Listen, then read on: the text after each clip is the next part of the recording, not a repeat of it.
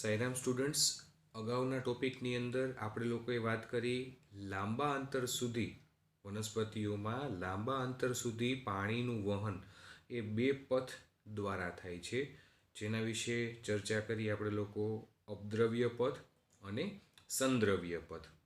એમાં અપદ્રવ્ય પથ અને સંદ્રવ્ય પથ વચ્ચેનો મૂળભૂત ભેદ મેં તમને લોકોને છેલ્લે સમજાવ્યો હતો. ફરી પાછું એક વખત એ વસ્તુ રિપીટ કરી દઉં એટલે તમને લોકોને ખ્યાલ આવે. અપદ્રવ્ય પથ કે જ્યાં પાણીનું વહન કોષ દિવાલ અને આંતરકોષીય અવકાશ મારફતે, બરાબર, ક્યાંથી પાણીનું વહન થશે? બે કોષો વચ્ચે રહેલો જે અવકાશ છે, જે જગ્યા છે, એ જગ્યામાંથી પાણીનું વહન છે એ આગળ વધતું હોય છે, જેને આંતરકોષીય વહન તરીકે ઓળખવામાં આવે છે. પાણી એવી રીતે આંતરકોષીય વહન પામશે. સૌપ્રથમ અધિસ્તરના કોષોના સંપર્કમાં આવશે. અધિસ્તર પછી બાહ્યકના ઘણા બધા સ્તરોમાંથી પસાર થશે. બાહ્યક પછી જ્યારે તે અધસ્તરના સંપર્કમાં આવે છે ત્યાં સુધી તો પાણીનું વહન છે એ અપદ્રવ્ય પથ દ્વારા થયું, આંતરકોષીય અવકાશ મારફતે. પરંતુ અધસ્તરના કોષો છે કે જેઓ પાણી માટે અપ્રવેશીલ છે. શું કામ તેઓ પાણીના વહન માટે અપ્રવેશીલ છે કોષો? તો એનું કારણ છે કે કોષો છે એના ઉપર ચોક્કસ પ્રકારની કાસ્પેરિયન પટ્ટિકા આવેલી છે, અને એ કાસ્પેરિયન પટ્ટિકા છે એમાં શ્યુબેરિન દ્રવ્યનું સ્થૂલન થયેલું હોય છે. હવે આ શ્યુબેરિન દ્રવ્ય છે એ શું છે? તો એ જટિલ પ્રકારનું પોલિસેકેરાઇડ છે કે જે પાણીમાં અદ્રાવ્ય છે. એનો મતલબ જલ વિતરાગી છે. હવે જલ વિતરાગી હોવાથી પાણી છે હવે ત્યાંથી અધસ્તરમાંથી એને આગળ પરિચક્ર તરફ અને જલવાહક તરફ પહોંચવું હોય તો અપદ્રવ્ય પથ દ્વારા આગળ નહીં વધી શકે. તો એના માટે પાણીને કોષની અંદર દાખલ થવું પડશે, કોષની અંદર પસાર થવું પડશે. એટલે કે અંતઃકોષીય કોષમાં દાખલ થઈ કોષમાં આવેલી રસધાની છે, કોષમાં આવેલી અન્ય અંગિકાઓ છે, બધી અંગિકાઓને ઓળંગીને, કોષરસ પટલને ઓળંગીને જે પથનું વહન થાય છે, જે પથ દ્વારા વહન થાય છે, દ્રવ્યમાંથી જેનું વહન થાય છે, કોષરસ પટલને ઓળંગીને વહન પામે છે, એવા પથને સંદ્રવ્ય પથ તરીકે ઓળખવામાં આવે છે. તો એના વિશેની ચર્ચા આપણે લોકો અગાઉના ટોપિકમાં કરી ગયા. અપદ્રવ્ય પથ અને સંદ્રવ્ય પથ. કોષોની વચ્ચેથી પસાર થવું તો અપદ્રવ્ય પથ કહેવાય. આંતરકોષીય અવકાશમાંથી પસાર થવું એ અપદ્રવ્ય પથ. અને કોષો દ્વારા અથવા તો કોષોમાંથી, કોષરસ પટલમાંથી કોષની બધી અંગિકાઓને ઓળંગીને પસાર થવાની ઘટના, પસાર થવાની ક્રિયા, બરાબર, તો એ સંદ્રવ્ય પથ તરીકે ઓળખાય છે. તો એના વિશે ચર્ચા આપણે કરી ગયા.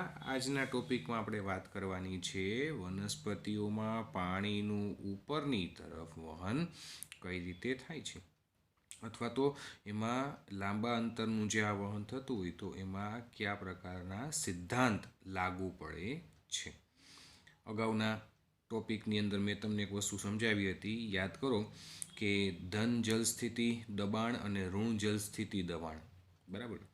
દાખલા તરીકે એમાં આપણે ઉદાહરણ ભણ્યા હતા ધન જલ સ્થિતિ દબાણમાં ગાર્ડન હોસ પાઇપનું, અને ઋણ જલ સ્થિતિ દબાણ ઢોળાંશ એમાં આપણે લોકો ઉદાહરણ જોયું હતું સ્ટ્રો અથવા તો નળી દ્વારા શોષણ. મેં તમને લોકોને કીધું હતું કે કોઈ ભારી ભરખમ વસ્તુ હોય અને એને આપણે નીચેથી ઉપર ચઢાવવી હોય તો એના માટે આપણે ખાલી નીચેથી લાગુ પડતું દબાણ એ ઇનફ નથી, પૂરતું નથી.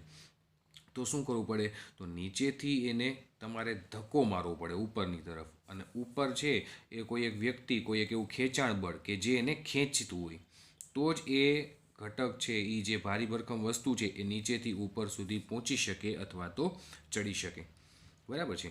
તો એ જ વસ્તુ અહીંયા, એ જ સિદ્ધાંત અહીંયા લાગુ પડે છે. પાણી છે તો પાણીનું શુદ્ધ સ્વરૂપે અહીંયા શોષણ ન થતું હોય, પરંતુ દ્રાવણ સ્વરૂપે હોય.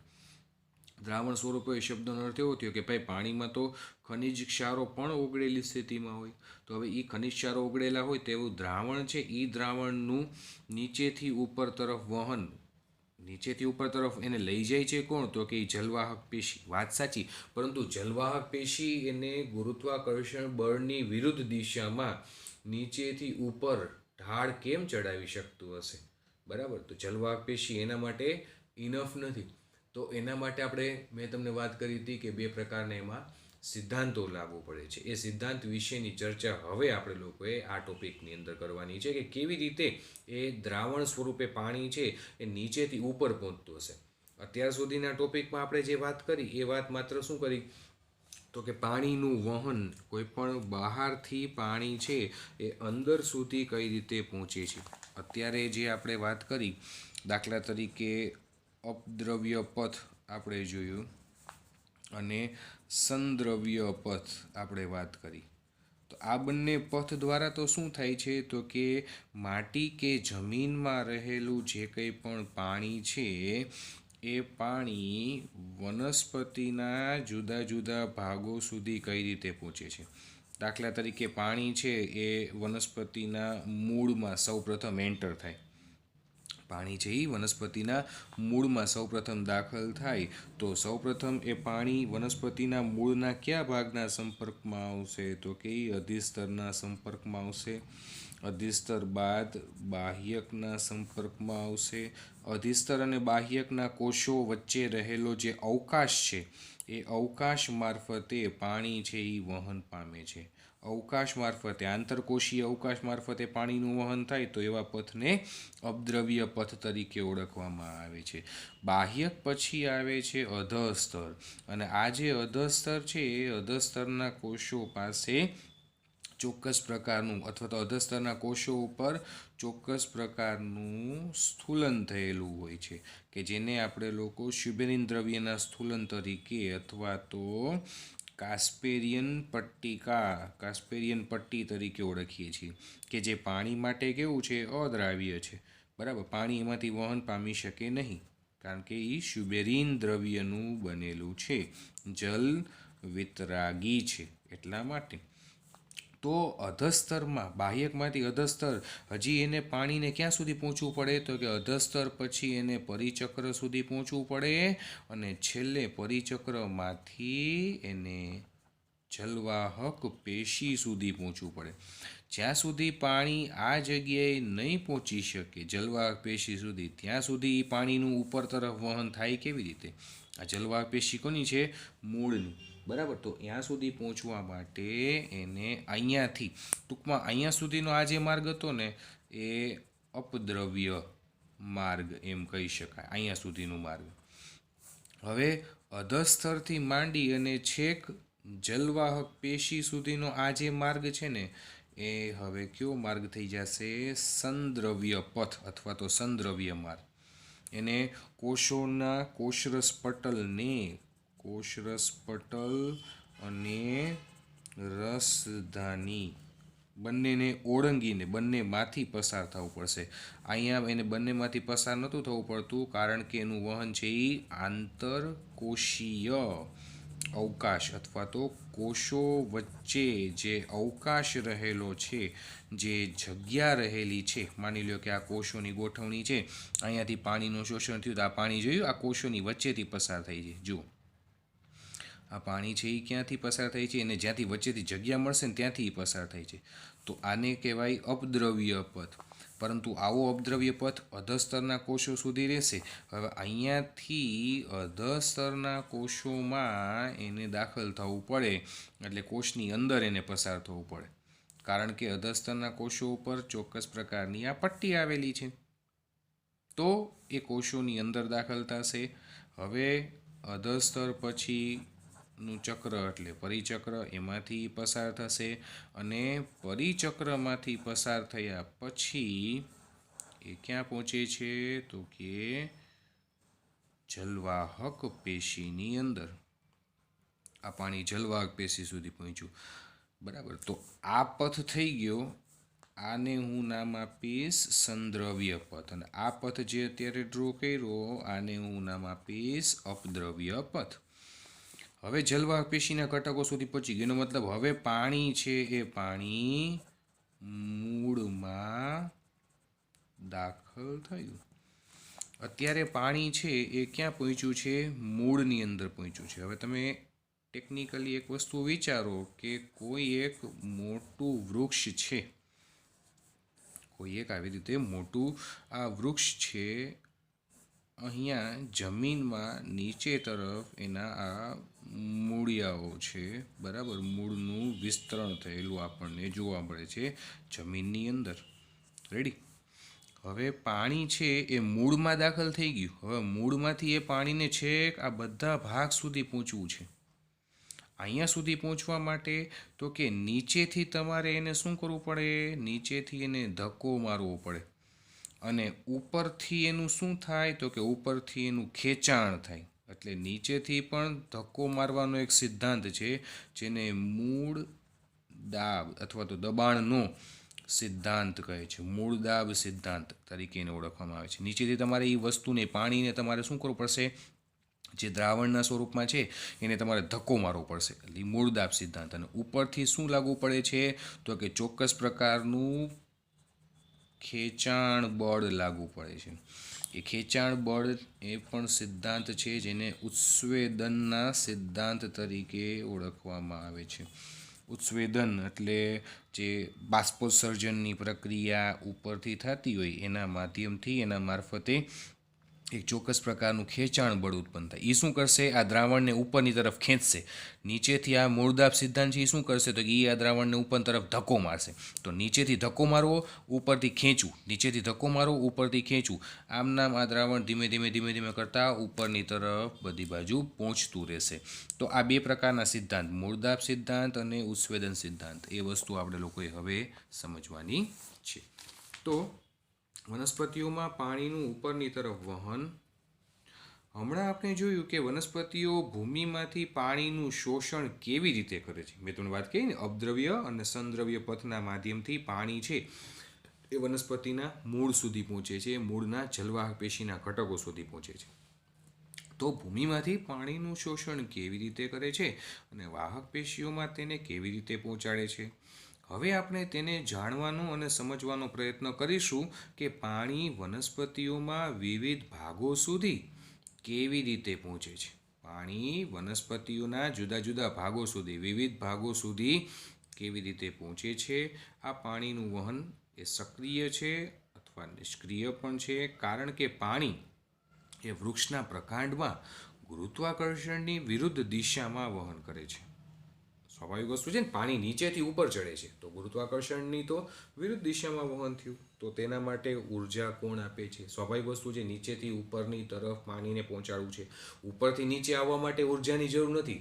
તમારે નીચેથી ઉપર જવું હોય ને એના માટે જ, ઢાળીઓ ચડવું હોય તો એના માટે જ તમારે ઉર્જાની જરૂર પડે છે. બરાબર. તો એ બધા પ્રશ્નોના જવાબ હવે આપણે જોઈએ. જુઓ, મૂળ દાબ, રૂટ પ્રેશર. નામ ઉપરથી તમે એનો મિનિંગ કહી શકો કે સર આ એવું પ્રેશર છે કે જે રૂટ દ્વારા ઉત્પન્ન થાય છે, મૂળ દ્વારા ઉત્પન્ન થાય છે. મૂળ દ્વારા લાગુ પડતું દબાણ એટલે મૂળ દાબ. તો જેવી રીતે ભૂમિના વિભિન્ન આયન સક્રિય રીતે મૂળની વાહક પેશીઓમાં વહન પામે છે, તેવી રીતે ભૂમિમાં રહેલા આયનો એટલે કે ખનિજો કે જે સક્રિય રીતે મૂળની વાહક પેશીઓમાં વહન પામે છે, તેવી રીતે આ ક્રિયા એ તેમના જલક્ષમતા ઢોળાંશને આધારે, જલક્ષમતા એટલે પાણીની વહન ક્ષમતા મેં તમને કીધું છે, બરાબર, એ ઢોળાંશના આધારે થાય છે. તેમજ જલવાહકની અંદર દબાણ વધારે છે. આ ધનાત્મક દબાણને મૂળ દાબ કહેવાય છે. જોયું, જલવાહકની અંદર થી લાગુ પડતું જે દબાણ છે એ વધુ હોય છે. ધનાત્મક દબાણ એટલે ધક્કો મારવો. ગાર્ડન હોસ પાઇપ યાદ કરો બધા લોકો. એમાં શું હોય? એ પાઇપ છે આપણે નળ સાથે અથવા તો મોટર સાથે કનેક્ટેડ હોય. એ મોટર ચાલુ કરો તો મોટરથી જે એનર્જી જનરેટ થાય એ શું કરશે? પાણીને ધક્કો મારશે. એટલે ગાર્ડન હોસ પાઇપમાંથી શું થશે? ફૂલ ફોર્સમાં પાણી બહાર આવશે. બરાબર. તો ધક્કો મારવાની ઘટના અથવા તો પ્રક્રિયા અથવા તો દબાણપૂર્વક ધકેલવાની આ ઘટના એને મૂળ દાબ કહેવાય. અને એ ધનાત્મક દબાણ છે. અને ઋણાત્મક દબાણ એટલે મેં તમને કીધું ને, ઉપરથી શોષણ કરવું. આ એક સનાતન સત્ય કોઈ ભૂલતા નહીં, કારણ કે સમજવું જરૂરી છે. જો નીચેથી મેં તમને કીધું, નીચેથી આ ધક્કો મારવાની પ્રક્રિયા, આ એરો ઉપરની તરફ મેં દર્શાવ્યો, તમારે અહીંથી નીચેથી ઉપરની તરફ ધક્કો મારવાનો છે. એ મૂળદાબ સિદ્ધાંત. એ કેવું દબાણ છે? ધનાત્મક દબાણ. એનું ઉદાહરણ આપણે શું ભણી ગયા છીએ? તો ગાર્ડન હોસ પાઇપ. બરાબર. આપણે જે ગાર્ડનમાં બગીચાની અંદર જે પાણી પીવડાવવા માટે જે પાઇપનો યુઝ કરીએ છીએ એ પાઇપમાં કેવું ફોર્સથી પાણી આવતું હોય, બરાબર છે. અથવા તો ફોર્સ ન આવતો હોય તો આપણે શું કરશું, તો એ જે નળી હશે, એ જે પાઇપ હશે, એ પાઇપના આગળના મોઢાવાળા ભાગમાં આપણે લોકો વચ્ચે અંગૂઠો રાખશું અથવા તો આંગળી રાખશું. આંગળી રાખશું તો શું થશે, પાણીનો ફોર્સ વધુ વધશે, તો એ તમે દબાણ આપ્યું કહેવાય. તો એ મૂળદાબ સિદ્ધાંત એ ધનાત્મક દબાણ છે. અને એની સામે ઉપરથી ખેંચાણ બળ જે લાગુ પડે, બરાબર, ઉપરથી લાગુ પડતું ખેંચાણ બળ એ સિદ્ધાંતનું નામ છે ઉત્સ્વેદન સિદ્ધાંત. એ કેવું દબાણ કહેવાય, ઋણાત્મક દબાણ. ઉપરથી ખેંચવું એ ઋણાત્મક દબાણ. અને એનું ઉદાહરણ આપણે શું વાત કરી ગયા, સ્ટ્રો દ્વારા શોષણ. ખેંચાણ એટલે ચોક્કસ પ્રકારનું શોષણ કરવું.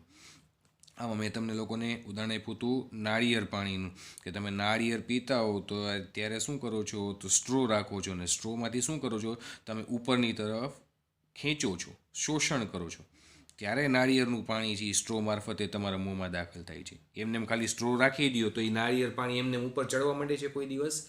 ના, ન ચડે. બરાબર. તો એ દબાણ છે ને કેવું દબાણ કહેવાય છે, ઋણાત્મક દબાણ. નીચેથી ધક્કો મારવાનું જે દબાણ છે, મૂળદાબ સિદ્ધાંત જે એ શું કહેવાય, ધનાત્મક દબાણ. બરાબર. ઉદાહરણ યાદ બે રાખી લેશો ને તો પણ યાદ રહી જશે, ગાર્ડનોસ પાઇપ અને સ્ટ્રો દ્વારા શોષણ. તો આ ધનાત્મક દબાણને મૂળદાબ કહેવાય છે. અને તે પ્રકાંડમાં ઓછી ઊંચાઈ, જો નાના કદના છોડ હશે તો એમાં ઓછી ઊંચાઈ સુધી પાણીને ઉર્ધ્વ વહન કરાવવા માટે એ મૂળદાબ છે એ જવાબદાર છે. અમુક હદ સુધી, અમુક સેન્ટીમીટર સુધી કે મીટર સુધી પાણીને પહોંચાડવું હોય તો એના માટે મૂળદાબ છે એ પૂરતો છે, જવાબદાર છે. આપણે કેવી રીતે જોઈ શકીએ કે મૂળદાબ સર્જાય છે, તેના માટે આપણે હવે ટેકનિકલી તમને કોઈ પૂછે પ્રશ્ન કે મૂળદાબ સર્જાય છે કે નહીં, એની તમારે ખાતરી કરવી હોય તો તમે કેવી રીતે કરો? પ્રયોગાત્મક ધોરણે તમને કોઈ એમ પૂછે કે મૂળદાબ સર્જાણો છે નીચેની તરફથી, બરાબર, તેની ખાતરી કરો, તો તમે કેવી રીતે કરી શકો? તો એના માટે જુઓ, આપણે કેવી રીતે જોઈ શકીએ કે મૂળદાબ સર્જાય છે, તેના માટે એક નાની, નરમ અથવા તો તરુણ એવું પ્રકાંડવાળી વનસ્પતિને પસંદ કરો. જેનું પ્રકાંડ કેવું હોય, તરુણ હોય, લીલું હોય, એવું પ્રકાંડ ધરાવતી વનસ્પતિને પસંદ કરો. બરાબર. અને જે દિવસે વાતાવરણમાં પર્યાપ્ત માત્રામાં ભેજ અથવા તો આર્દ્રતા, ભેજનું જ બીજું નામ છે આર્દ્રતા, તો પર્યાપ્ત માત્રામાં ભેજ કે આર્દ્રતા પૂર્ણરૂપે હોય તે દિવસે સવારના સમયે પ્રકાંડની નીચે વલયાકાર રીતે તીક્ષ્ણ બ્લેડ વડે કાપો મૂકો. શું કરવાનું, પ્રકાંડની નીચે જમીનથી નજીકના ભાગમાં સવારના સમયે શું કરવાનું, વલયાકાર એટલે કે ગોળાકાર રીતે તીક્ષ્ણ બ્લેડથી નાનકડો ગમતો ચીરો કરવાનો, કાપ મૂકવાનો. આખું પ્રકાંડ ઉડાડી નથી દેવાનું, ખાલી કાપ મૂકવાનું કીધું છે, યાદ રાખજો. તમે તરત જ જોઈ શકશો કે તે કાપેલા ભાગમાંથી, જ્યાં તમે ચેકો મૂક્યો છે, જ્યાં તમે કાપેલો ભાગ છે, એ કાપેલ પ્રકાંડની ઉપરની સપાટી પર દ્રાવણના બિંદુ ઉપસી આવશે. એટલા ભાગમાંથી પાણી નીકળવાની શરૂઆત થશે, દ્રાવણના બિંદુ ઉપસી આવશે. કેવું પ્રકાંડ લેવાનું છે, લીલું.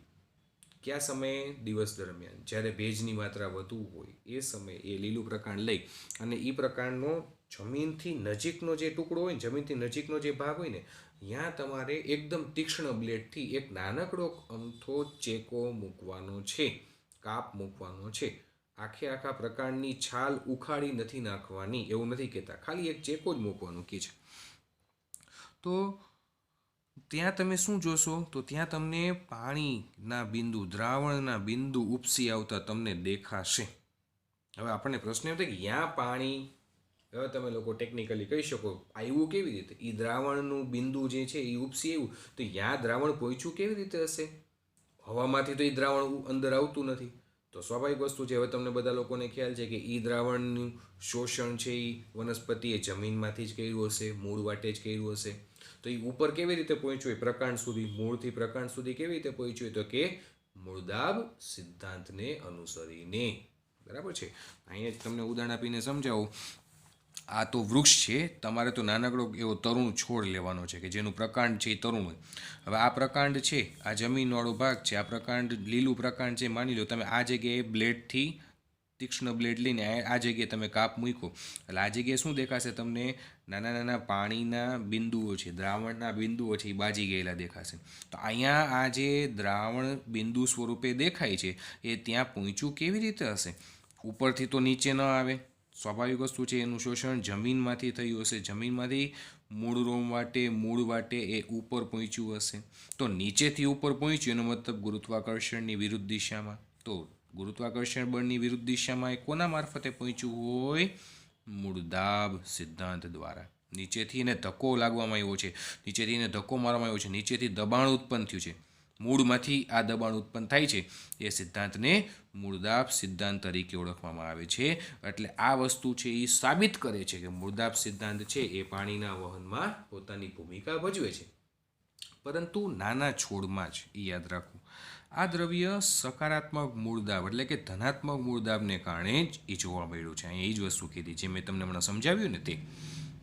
જો તમે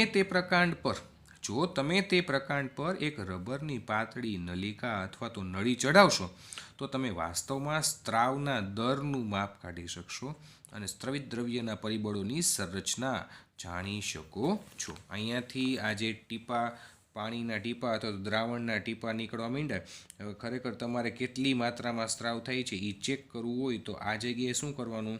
એક પાતળી રબરની નળી ચડાવી દેવાની અને સાઈડમાં એક પાત્ર રાખવાનું. એટલે એ પાત્રમાંથી તમે માપન કરી શકો કે ભાઈ દર 24 કલાકમાં કેટલું દ્રાવણ છે એ ઉપર ચડતું હશે. એ બધું દ્રાવણ અહીંયા આવી જશે, બરાબર છે. એટલે એ કેટલા ml થયું એ તમે એનું એક્ઝેક્ટ માપી શકો દર. તો સ્ત્રવિત દ્રવ્યના પરિબળોની સંરચના જાણી શકો છો. મૂળદાબની અસર રાત્રિ અને સવારના સમયે પણ આ ઘટનાને જોઈ શકાય છે. જ્યારે બાષ્પીભવનની ક્રિયા, બાષ્પીભવન શબ્દથી તમે બધા લોકો પરિચિત છો કે જે કંઈ પણ પાણી હોય એ બાષ્પ સ્વરૂપે પર્ણમાંથી જે વાયુરંધ્ર મારફતે નિકાલ થાય છે એ પ્રક્રિયા બાષ્પોત્સર્જન અથવા તો બાષ્પીભવન. તો જ્યારે બાષ્પીભવનની ક્રિયા ઓછી થઈ જાય અને વધારાનું પાણી એ છોડના પ્રકાંડના અગ્રભાગ એટલે કે પ્રરોહાગ્રની ટોચ પર વિશેષ સ્વરૂપે છિદ્રમાંથી સ્ત્રવિત પાણીના બિંદુના સ્વરૂપમાં એ નિલંબિત રહે છે. આ પ્રકારે પ્રવાહી સ્વરૂપમાં પાણીનો વ્યય થાય. પ્રવાહી સ્વરૂપમાં પાણીનો વ્યય થવો એ પ્રક્રિયાને શું કહેવાય? બિંદુ સ્વરૂપે એનું ઉત્સ્વેદન થવું. બિંદુ એટલે પ્રવાહીમય સ્વરૂપ, પાણીના સ્વરૂપમાં એનું ઉત્સ્વેદન થયું, નિકાલ થયો, એને બિંદુ સ્વેદન તરીકે ઓળખવામાં આવે છે. આ બિંદુ સ્વેદનની વ્યાખ્યા છે, યાદ રાખજો બધા લોકો. હવે પાણીના વહનની કુલ ક્રિયામાં મૂળદાબ માત્ર એક સામાન્ય દબાણ જેટલું જ અસરકારક છે. મૂળદાબ છે એ છેક ઉપર સુધી વહન ન કરાવી શકે, પરંતુ સામાન્ય દબાણ એ ઉત્પન્ન કરવા માટે પૂરતું છે, અસરકારક છે. તે ઊંચા વૃક્ષોમાં પાણીનું વહનમાં તેની કોઈ જ મહત્વની ભૂમિકા ભજવતું નથી. મૂળદાબ છે એ માત્ર નાના છોડવાઓ જે હોય ને એના માટે જ, અથવા તો દ્વિઅંગીઓ અને ત્રિઅંગીઓ પ્રકારની જે સામાન્ય વનસ્પતિ હોય ને, બરાબર, છોડના સ્વરૂપ હોય ને એમાં જ મૂળદાબ ભૂમિકા ભજવે છે. બાકી ઊંચા કદના જે વૃક્ષો હોય આવૃત કે અનાવૃતના સ્વરૂપે, બરાબર, તો એમાં મૂળદાબ કોઈ મહત્વની ભૂમિકા ભજવી શકતું નથી. કારણ કે મૂળદાબ છે એ એટલી હદે તો પ્રેશર ન જ ઉત્પન્ન કરી શકે કે છેક 100 મીટર જેટલી ઊંચાઈ ધરાવતી અથવા તો 100 ફૂટ જેટલી ઊંચાઈ ધરાવતી વનસ્પતિના ટોચના ભાગ સુધી પાણી પહોંચાડી શકે. એટલી બધી એનામાં તાકાત ન હોય. એ અમુક મીટર સુધી જ પાણી પહોંચાડી શકે એવું કહે છે. મૂળદાબનું મહત્વપૂર્ણ યોગદાન જલવાહકમાં પાણીના અણુઓનું નિરંતર કળીના સ્વરૂપે સ્થાપન. પાણીના અણુઓ જે છે એ પાણીના અણુઓ ચોક્કસ પ્રકારની સાંકળ કળીના સ્વરૂપમાં એનું સ્થાપન થતું હોય છે.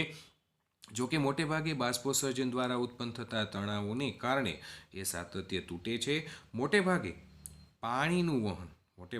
પાણીનું વહન કરવામાં મૂળદાબનો કોઈ અર્થ રહેતો નથી. મોટેભાગે પાણીનું વહન નીચેથી ઉપર તરફ કરવામાં આની કોઈ ખાસ મહત્વપૂર્ણ ભૂમિકા નથી. મોટાભાગની વનસ્પતિઓને બાષ્પોત્સર્જન દ્વારા ખેંચાણ બળ જોયું, ઉપરથી બાષ્પોત્સર્જન થાય છે, પર્ણો દ્વારા બાષ્પોત્સર્જન થાય છે, એના લીધે શું ઉત્પન્ન થાય છે તો કે એક ચોક્કસ પ્રકારનું બળ જેને ખેંચાણ બળ તરીકે ઓળખવામાં આવે છે.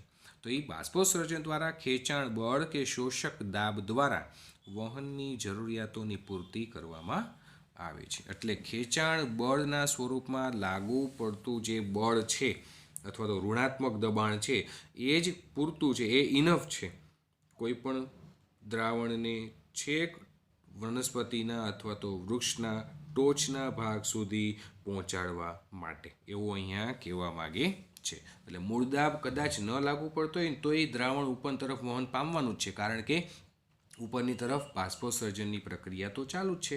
ઉપરની તરફ બાષ્પોત્સર્જનની પ્રક્રિયા ચાલુ છે એનો મતલબ ઉપરથી ખેંચાણ ચાલુ છે, અને એ ખેંચાણ બળને લીધે દ્રાવણનું વહન ઉપર તરફ થવાનું જ છે. બરાબર છે. તો આ હતો મૂળ દાબ સિદ્ધાંત, કે જેની કોઈ ખાસ ભૂમિકા નથી, પરંતુ એ સિદ્ધાંત સમજવું જરૂરી છે નાના છોડના સ્વરૂપમાં, જેની અંદર પાણીનું વહન જલવાહક પેશીના માધ્યમથી થતું હોય તો એની અંદર કેવી રીતે કયા દબાણ મારફતે થાય એ સમજવા માટે મૂળદાબ સિદ્ધાંત છે એ જરૂર છે. બાકી મુખ્યત્વે અસરકારક કોઈ વસ્તુ જો હોય ને તો એ છે બાષ્પોત્સર્જનની ક્રિયા. બાષ્પોત્સર્જનની જે આ પ્રક્રિયા છે અથવા તો ઉપરથી લાગુ પડતું જે ખેંચાણ બળની આ પ્રક્રિયા છે એ ખરા અર્થમાં નીચેથી ઉપર એને ખેંચી શકે છે, અને ગમે તેટલી લંબાઈ ધરાવતું ઊંચું વૃક્ષ હોય, ગમે તેટલી હાઇટ ધરાવતું ઊંચું વૃક્ષ હોય તો એમાં પણ એ વહન છે એ લાગુ પડે છે. તો એ બાષ્પોત્સર્જન દ્વારા ઉત્પન્ન થતું ખેંચાણ બળ અથવા તો ઋણાત્મક દબાણ એ સમજીએ. હવે પ્રાણીઓની જેમ વનસ્પતિઓને હૃદય કે પરિવહન તંત્ર હોતું નથી. પ્રાણીઓની જેમ વનસ્પતિઓને હૃદય અથવા તો પરિવહન તંત્ર આપણી જેમ ન હોય, તેમ છતાં જલવાહકના માધ્યમ દ્વારા પાણીનું ઉપર તરફનું વહન, ઉર્ધ્વ વહન પર્યાપ્ત ઊંચા દરથી, પાણીનું ઉર્ધ્વ વહન પૂરતી માત્રામાં પર્યાપ્ત એવા ઊંચા દરથી લગભગ 15 મીટર પ્રતિ કલાક સુધી થઈ શકે છે. જો આ એમાં દરનું એક સ્ટાન્ડર્ડ માપન છે કે 1 કલાકની અંદર પાણી છે એ જલવાહક પેશીના માધ્યમથી અથવા તો જલવાહક પેશીની મદદ વડે 15 મીટર જેટલું અંતર કાપી શકે છે અથવા તો કાપે છે. 15 મીટર જેટલી ઊંચાઈએ પાણી છે એ ઇઝીલી પહોંચતું હોય છે એવું કહેવા માગે છે. તો એ એની ગતિ દર્શાવે છે આપણને કે પાણી કઈ રીતે ઉપર તરફ કેટલી માત્રામાં કયા દરે પહોંચતું હોય છે.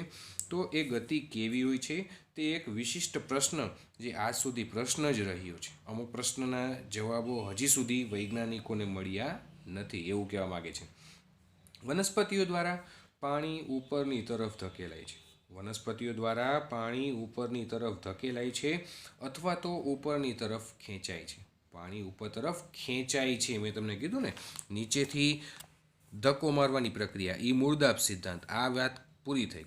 હવે ઉપર તરફ પાણી ખેંચાય છે. શું કામ? એનું કારણ છે કે પાણીની આખી આવી રીતે ચેઇન હોય, સાંકળ હોય, કડી હોય, જલવાહક પેશીના માધ્યમથી આવી આખી એની સાંકળ બનતી હોય. આ પાણીના અણુઓ છે બધા, H2O મોલેક્યુલ્સ છે, બરાબર, એની આ સાંકળ બની છે. અહીંયાથી શું થાય છે તો કે અહીંયાથી સતત કન્ટિન્યુઅસલી એનું ઉત્સ્વેદન થાય છે, જેને આપણે બધા લોકો બાષ્પોત્સર્જન તરીકે ઓળખીએ છીએ. એ જે બાષ્પોત્સર્જનની પ્રક્રિયા થાય છે એ બાષ્પોત્સર્જનની પ્રક્રિયાને કારણે એક ચોક્કસ પ્રકારનું બળ ઉત્પન્ન થાય છે. એ બળ કયું છે તો કે એ બળ છે ખેંચાણ બળ. એ ખેંચાણ બળ છે કે જે આ પાણીના અણુઓ રૂપી જે દ્રાવણ છે એ એને ધીમે ધીમે ઉપરની તરફ લઈ જાય છે. એ બળ છે એ ખેંચાણ બળ, અને સિદ્ધાંતને કહેવાય ઉત્સ્વેદન સિદ્ધાંત એવું કહેવા માગે છે અહીંયા. તો વનસ્પતિઓ દ્વારા પાણી ઉપરની તરફ ધકેલાય છે અથવા તો ઉપરની તરફ ખેંચાય છે એમ કહી શકાય. મોટાભાગના સંશોધનકર્તાઓ સહમત થયેલ છે કે વનસ્પતિઓ દ્વારા પાણી મુખ્યત્વે ઉપર તરફ ખેંચાય છે. હવે તો બધા લોકો, મોટાભાગના સંશોધકો એ માનવા માંડ્યા છે.